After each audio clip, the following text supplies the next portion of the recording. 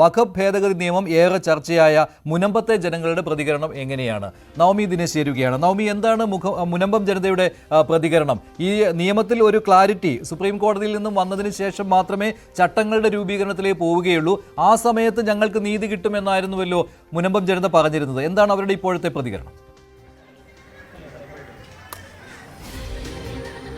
മഞ്ജുഷ, ഞാനിപ്പോൾ നിൽക്കുന്നത് മുനമ്പം സമരസമിതി വേദിക്ക് മുന്നിലാണ്. ഇവിടെ നമ്മളോടൊപ്പം അവർ ചേരുന്നുണ്ട്. അവരോട് തന്നെ നമുക്ക് നേരിട്ട് ചോദിക്കാം. ഇപ്പോൾ ഈ സുപ്രീം കോടതിയുടെ ഇടക്കാല ഈ ഉത്തരവ്, ആ ഒരു സ്റ്റേ, അത് ഏത് വിധത്തിൽ മുനമ്പം ജനതയെ അല്ലെങ്കിൽ നിങ്ങളുടെ സമരത്തിൽ ഇത് ഏതെങ്കിലും വിധത്തിൽ ബാധിക്കുന്നുണ്ട്? എന്താണ് ഈ വിധിയിൽ നിന്ന് നിങ്ങൾക്ക് മനസ്സിലായത്? ഞങ്ങൾക്ക് വളരെ പ്രതീക്ഷയുള്ള ഒരു വിധിയാണ് ഇപ്പോൾ വന്നിരിക്കുന്നത്.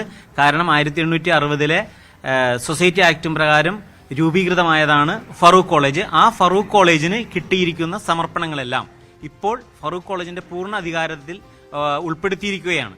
കാരണം ഈ പറയുന്ന രണ്ടാമത് വന്ന സെക്ഷൻ 2A പറയുന്നത് മഹാരാഷ്ട്രയിലെ ഷിയ വിഭാഗത്തിലെ ബോറ, അഗാഖാനി വിഭാഗങ്ങൾക്ക് അവർക്ക് ലഭിച്ചിരിക്കുന്ന സമർപ്പണങ്ങളെല്ലാം തന്നെ ആ സൊസൈറ്റി ആക്ടും പ്രകാരം രജിസ്റ്റർ ചെയ്തുകൊണ്ട് അവർക്ക് അതിന് അധികാരമുണ്ട്. അതേപോലെ ഏതെല്ലാം സൊസൈറ്റിക്കാണോ ലഭിച്ചിരിക്കുന്നത് ആ സൊസൈറ്റികൾക്കെല്ലാം പൂർണ്ണ ഉടമസ്ഥത ലഭിക്കുകയാണ്. അങ്ങനെയാണെങ്കിൽ തന്നെ ഞങ്ങൾ 1989 കാലഘട്ടങ്ങളിൽ ഈ ഫറൂഖ് കോളേജിൽ നിന്നാണ് ഞങ്ങൾ ഭൂമി ലഭിച്ചിരിക്കുന്നത്. അപ്പോൾ ഈ സെക്ഷൻ 2A ഇപ്പോൾ സ്റ്റേ ഇല്ല, ആ സ്റ്റേ മാറിയിരിക്കുകയാണ്. അപ്പോൾ അങ്ങനെയെങ്കിൽ ഞങ്ങൾക്ക് കേരള സർക്കാർ അത് ഈ എക്സിക്യൂഷൻ പെറ്റീഷൻ ഫയൽ ചെയ്ത് ഹൈക്കോടതിയിൽ നിന്ന് വാങ്ങിക്കാം. അതല്ലെങ്കിൽ തന്നെ സർക്കാരിന് നേരെ ഞങ്ങൾക്ക് നേരിട്ട് നടപ്പിലാക്കി തരുകയും ചെയ്യാം. അതോടൊപ്പം തന്നെ നിയമവിരുദ്ധമായിട്ടാണ് 2019 ഈ വഖഫ് ബോർഡ് ഈ പ്രോപ്പർട്ടി രജിസ്റ്റർ ചെയ്തിരിക്കുന്നത്. വഖഫ് സെക്ഷനിലെ 4 അനുസരിച്ചിട്ട് സർവേ നടത്തണം. 5ഉം 6ഉം പറയുന്നു നോട്ടീസ് ഇഷ്യൂ ചെയ്യണം, ഗസറ്റിൽ പരസ്യം ചെയ്യണം, താമസക്കാരായ ആൾക്കാരെ കേൾക്കണം. ഇതൊന്നും ചെയ്യാതെ ഞങ്ങളിവിടെ 61 വർഷമായി ആധാരത്തിൽ തന്നെ കാണിക്കുന്നു. അങ്ങനെയുള്ള ഞങ്ങൾക്ക് നോട്ടീസ് ചെയ്യാതെ ഇരിക്കുന്ന ഈ നിയമവിരുദ്ധമായ നടപടികൾ സ്റ്റേറ്റ് ഗവൺമെന്റ്, അതായത് സ്റ്റേറ്റ് ഗവൺമെന്റിന് മാറ്റാനുള്ള അധികാരമുണ്ട്. അതാണ് സെക്ഷൻ 97. ആ 97 ഉപയോഗിച്ച്, കാരണം 97 1996 95 ചട്ടം പ്രകാരം ഓരോ വർഷത്തിലും വാർഷിക റിപ്പോർട്ട് സംസ്ഥാന ഗവൺമെന്റിന് സമർപ്പിക്കണം. ആ സമർപ്പിക്കുന്ന സമയത്ത് ഏതെങ്കിലും കേടുപാടുകളോ അല്ലെങ്കിൽ മോശമവസ്ഥയോ ഉണ്ടെങ്കിൽ ഉപദേശിക്കുന്നതിനുള്ള അധികാരം ഗവൺമെന്റിന് നിക്ഷിപ്തമാണ്. അങ്ങനെയെങ്കിൽ ആ ഗവൺമെന്റിന് അത് മാറ്റുന്നതിനുള്ള ഉപദേശം കൊടുക്കാം. അത് പ്രകാരം വഖഫ് ബോർഡ് മെമ്പർമാർ അതനുസരിച്ചില്ല എങ്കിൽ സെക്ഷൻ 99 ഉപയോഗിച്ച് ആ വഖഫ് ബോർഡ് മെമ്പർമാരെ പിരിച്ചുവിടുന്നതിനുള്ള അധികാരം അതാത് സ്റ്റേറ്റ് ഗവൺമെന്റിന് നിക്ഷിപ്തമാണ്. അതുകൊണ്ട് അടിയന്തിരമായി ഗവൺമെന്റിന് ഈ 2 സൊല്യൂഷനിലൂടെയും ഞങ്ങളുടെ പ്രശ്നങ്ങൾ പരിഹരിക്കും സാധിക്കും. ഇനി ഇതിലൊരു തീരുമാനമെടുക്കേണ്ടത് സംസ്ഥാന സർക്കാർ. അതെ, സംസ്ഥാന ഗവൺമെന്റാണ് ഇതിനിപ്പോൾ തീരുമാനമെടുക്കേണ്ടത്. അപ്പോൾ നിങ്ങളുടെ സമരം ഇപ്പോൾ 338 ദിവസം പിന്നിട്ടിരിക്കുകയാണ്. നിങ്ങൾ ഇപ്പോഴും ആ നിരാഹാര സമരം തുടർന്നുകൊണ്ടിരിക്കുകയാണ്. ഈ സർക്കാരിന്റെ ഭാഗത്തു നിന്നും പിന്നീട് ഇതുമായി ബന്ധപ്പെട്ട എന്തെങ്കിലും തരത്തിലുള്ള പ്രതികരണമോ എന്തെങ്കിലും തരത്തിലുള്ള ഒരു അപ്ഡേഷൻസോ ഉണ്ടായിട്ടുണ്ടോ? അപ്പം ഞങ്ങൾ മുഖ്യമന്ത്രി നേരിട്ട് കാണുമെന്നുള്ള ഒരു രീതിയിലുള്ള സംസാരം വന്നിട്ടുണ്ട്. പിന്നെ ഈ പറയുന്ന സെപ്റ്റംബർ 27 വഞ്ചി സ്ക്വയറിൽ ഞങ്ങൾ സദസ്യനിക്കൽ സമരം നടത്തിയിട്ട് 1 വർഷം തികയാണ്. അന്ന് 350 ആളുകൾ അവിടെ നിരാഹാരമിരിക്കും. ശക്തമായ രീതിയിലുള്ള സമരങ്ങളുമായിട്ട് ഞങ്ങൾ മുന്നോട്ട് പോകും. അതിനുശേഷം ഒക്ടോബർ 13 ഇവിടെ എല്ലാ സമുദായ നേതാക്കന്മാരും അതേപോലെ തന്നെ എല്ലാ സമുദായ നേതാക്കന്മാരും വഞ്ചി സ്ക്വയറിലും സെപ്റ്റംബർ 27 പങ്കെടുക്കുന്നുണ്ട്. ശക്തമായ സമരങ്ങളുമായിട്ട് തന്നെ മുന്നോട്ട് പോകാം. കാരണം നിയമവിരുദ്ധമായി എഴുതിയെടുത്ത വഖഫ് ഈ പ്രോപ്പർട്ടിയെ വഖഫ് രജിസ്റ്ററിൽ പെടുത്തിയിരിക്കുന്നത് മാറ്റുകയും ചെയ്യണം. ആ നിയമവിരുദ്ധമായി എഴുതിയെടുത്തതിനെ റവന്യൂ വകുപ്പ് സപ്പോർട്ട് ചെയ്തിട്ടാണ് ഞങ്ങളുടെ റവന്യൂ അവകാശങ്ങൾ നിഷേധിച്ചിരിക്കുന്നത്. ആ റവന്യൂ അവകാശങ്ങൾ നിഷേധിച്ചിരിക്കുന്നത് ഉടനെ തന്നെ മാറ്റിത്തരുകയും ചെയ്യണം. മഞ്ജുഷി, ഇവർ പറയുന്നത് ഇപ്പോൾ എന്തായാലും സുപ്രീം കോടതിയുടെ വിധി അത് ഇവരെ സംബന്ധിച്ച് വലിയ ആശ്വാസകരമായിട്ടുള്ള കാര്യമാണ്. കാരണം സെക്ഷൻ 2A സ്റ്റേ ഇല്ല എന്നുള്ളതാണ്. സൊസൈറ്റികൾക്കുള്ള പരമാധികാരം ശരിവെച്ചിരിക്കുകയാണ്. അങ്ങനെയാണെങ്കിൽ ഫറൂഖ് കോളേജിന്റേത് സൊസൈറ്റി ആയിട്ടാണ് ഇവർക്ക് കൈമാറിയിരിക്കുന്നത്. അതുകൊണ്ട് അതിലൊരു സ്റ്റേ ഇല്ലാത്തത് കൊണ്ട് തന്നെ ഇവരെ സംബന്ധിച്ച് ഇതൊരു വഖഫ് ഭൂമി അല്ല എന്ന് തെളിയിക്കാൻ കഴിയും. അതിനി മുന്നോട്ട് പറയേണ്ടത് അല്ലെങ്കിൽ അതുമായി ബന്ധപ്പെട്ട നടപടികളുമായി മുന്നോട്ട് പോകേണ്ടത് സംസ്ഥാന സർക്കാരാണ്. സുപ്രീം കോടതിയുടെ വിധി കൂടി വന്നിരിക്കുന്നത് പശ്ചാത്തലത്തിൽ സംസ്ഥാന സർക്കാർ ഇടപെട്ട് ഇവരുടെ ഭൂമി അത് തിരികെ നൽകണമെന്നൊരു ആവശ്യം തന്നെയാണ് ഇപ്പോഴും ഇവർ ആവശ്യം ഉന്നയിക്കുന്നത്.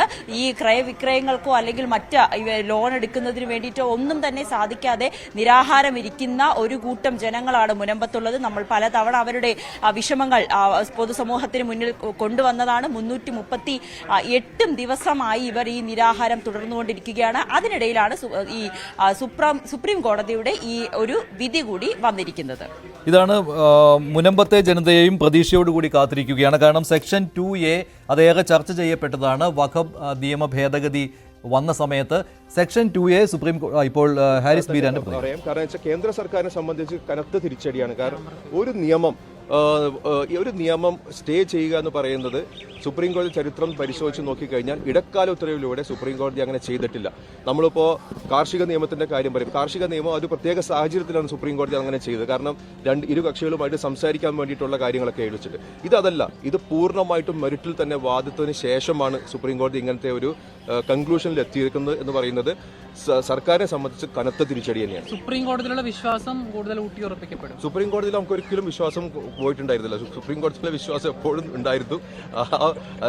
നിയമം നോക്കിയിട്ടാണല്ലോ സുപ്രീം കോടതി ചെയ്യുന്നത്. നിയമം നോക്കിയത് ഭരണഘടനാ വിരുദ്ധമായിട്ടുള്ള ഒരു നിയമമാണെന്ന് പ്രഥമ ദൃഷ്ടിയ തന്നെ സുപ്രീം കോടതിക്ക് ബോധ്യപ്പെട്ടതിന്റെ അടിസ്ഥാനത്തിലാണ് ഇന്നത്തെ ഈ വിധി വന്നിരിക്കുന്നത്. ആശങ്കകളായി ഉയർത്തിക്കാട്ടുന്ന എല്ലാം പരിഹാരമായിരിക്കുകയാണ്. എല്ലാം പരിഹാരമെന്നല്ല, പക്ഷേ ഈ അന്തിമ വിധി വരെയും ഉള്ള ഒരു സ്റ്റോപ്പ് ഗ്യാപ്പ് അറേഞ്ച്മെന്റ് എന്നുള്ള രീതിയിൽ നമുക്കൊരു ആശ്വാസമാണ് എന്നാണ് ഞാനിപ്പോൾ വിധിന്യായം വായിച്ചു കേട്ടതിന്റെ അടിസ്ഥാനത്തിൽ എനിക്ക് പറയാനുള്ളത്. ഇനി വിധിന്യായം പഠിച്ചതിന് ശേഷം നമുക്കൊന്ന് പറയാൻ പറ്റുള്ളൂ. ഇതാണ് ഹാരിസ് ബീരാന്റെ പ്രതികരണം. ഇതൊരു ചരിത്രപരമായ വിധി എന്ന രീതിയിൽ തന്നെയാണ് അദ്ദേഹം പറയുന്നത്. സാധാരണഗതിയിൽ സുപ്രീം കോടതി ഇങ്ങനെ ഒരു ഇടക്കാല സ്റ്റേ നൽകാറില്ല. പാർലമെന്റ് പാസാക്കിയ ഒരു നിയമത്തിന്. അത് മാത്രമല്ല മെറിറ്റിലേക്ക് കടന്നുകൊണ്ട് തന്നെയാണ് സുപ്രീം കോടതി വാദം കേട്ടതിന് ശേഷമാണ് ഇത്തരത്തിലൊരു സ്റ്റേ നൽകിയിരിക്കുന്നത്. അതിൽ സുപ്രധാനമായ വകുപ്പുകൾ ഹർജിക്കാർ ഉന്നയിച്ചിരുന്ന ഏറ്റവും പ്രധാനപ്പെട്ട വകുപ്പുകളിൽ ഒന്നായിരുന്നു മൂന്നാമത്തെ വകുപ്പ് സെക്ഷൻ 3 അതിന്റെ അമെൻമെന്റ്. അതിന് സ്റ്റേ നൽകിയിരിക്കുന്നു എന്നത് ഹർജിക്കാർക്ക് ആശ്വാസം നൽകുന്ന ഒരു കാര്യമാണ്. മറ്റൊരു കാര്യം എന്ന് പറയുന്നത് അമുസ്ലിങ്ങൾ എണ്ണത്തിലും ഒരു പരിധി നിശ്ചയിച്ചിരിക്കുകയാണ് സുപ്രീം കോടതി എന്നതാണ്. വഖഫ് ബോർഡിലും അതുപോലെ തന്നെ വഖഫ് കൗൺസിലിലും. അതുപോലെ തന്നെ 5 വർഷം ഇസ്ലാം ആയിരിക്കുന്ന ഒരു വ്യക്തിക്ക് വഖഫായി ഭൂമി നൽകാൻ കഴിയുകയുള്ളൂ എന്നുള്ള വ്യവസ്ഥയ്ക്കും സുപ്രീം കോടതി സ്റ്റേ അനുവദിച്ചിരിക്കുകയാണ്. ഇതൊരു വിജയമായി തന്നെയാണ് ഹർജിക്കാർ പറയുന്നത്. അതേസമയം മറ്റു കാര്യങ്ങൾക്ക് സ്റ്റേ കിട്ടിയിട്ടില്ല. വിശദമായ മുഴുവനായിട്ട് വഖഫ് നിയമം മുഴുവനായിട്ട് സ്റ്റേ ചെയ്യണം എന്നുള്ള ആവശ്യമായിരുന്നു ഹർജിക്കാർ ഉന്നയിച്ചിരുന്നത്. അതിൽ വഖഫ് രജിസ്ട്രേഷൻ്റെ കാര്യത്തിലും ഉണ്ടായിരുന്നു. വഖഫ് ഭൂമിയായിട്ട് നിലനിൽക്കണമെങ്കിൽ വഖഫ് രജിസ്ട്രേഷൻ നിർബന്ധമാണ്. ഇക്കാര്യത്തിൽ ഒരു സ്റ്റേ കിട്ടിയിട്ടില്ല. അത് ഹർജിക്കാരുടെ ഒരു ആവശ്യമായിരുന്നു. പക്ഷേ അതിൽ സ്റ്റേ നൽകിയിട്ടില്ല. അതുപോലെ തന്നെ മറ്റ് സുപ്രധാനമായ കാര്യങ്ങളിലും സ്റ്റേ നൽകിയിട്ടില്ല. എങ്കിൽ പോലും ഹർജിക്കാർ ഉന്നയിച്ചിരുന്ന ഒരു ഏറ്റവും പ്രധാനപ്പെട്ട 2 വാദങ്ങളെങ്കിലും അംഗീകരിച്ചിരിക്കുന്നു എന്നുള്ളതാണ് ഒരു നിർണായകമായ ഒരു വിധിയായിട്ട് ഇതിനെ കണക്കാക്കുവാനായിട്ടുള്ള കാരണം. അതിലേറ്റവും പ്രധാനപ്പെട്ടത് അന്വേഷണ സമയത്ത് ഒരു ഭൂമി വഖഫ് ഭൂമി അല്ലാതായി മാറുന്നു എന്നുള്ളതാണ്. പക്ഷേ അങ്ങനെ ഒരു വ്യവസ്ഥ ഉൾപ്പെടുത്താൻ കഴിയുകയില്ല എന്ന് സുപ്രീം കോടതി കണ്ടെത്തിയിരിക്കുകയാണ്. മറ്റൊരു കാര്യം, ഇതിൽ ചട്ടങ്ങൾ രൂപീകരിക്കുന്നതിന് തടസ്സമായി നിന്നിരുന്നത് സുപ്രീം കോടതിയിലെ കേസായിരുന്നു. സുപ്രീം കോടതിയിൽ നിന്ന് ഒരു അന്തിമ വിധി വരുന്നത് വരെ ചട്ടങ്ങൾ രൂപീകരിക്കുന്നില്ല എന്ന നിലപാടാണ് കേന്ദ്ര സർക്കാർ എടുത്തിരുന്നത്. അതുമാത്രമല്ല, ഇതിൽ സുപ്രീം കോടതി നേരത്തെ തന്നെ ഈ അന്വേഷണ സമയത്ത് ഭൂമി വഖഫ് ഭൂമി അല്ലാതാകുന്നു എന്നുള്ള വ്യവസ്ഥ പാടില്ല എന്ന് സുപ്രീം കോടതി ഇന്നത്തെ ഈ സ്റ്റേക്ക് മുൻപ് തന്നെ ഒരു ഇടക്കാല ഉത്തരവ് നൽകിയിരുന്നതാണ്. അന്ന് കേന്ദ്രം തന്നെ